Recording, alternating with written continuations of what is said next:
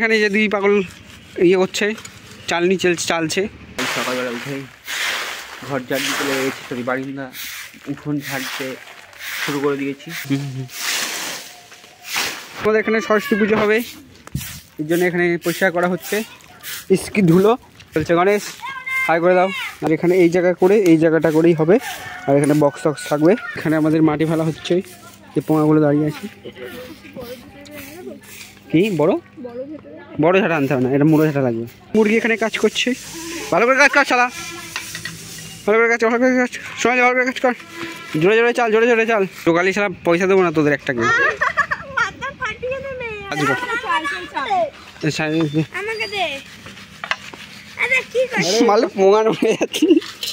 আমাদের প্যান্ডেল কমপ্লিট হয়ে গেছে, এখানে গোবর দেওয়া হচ্ছে।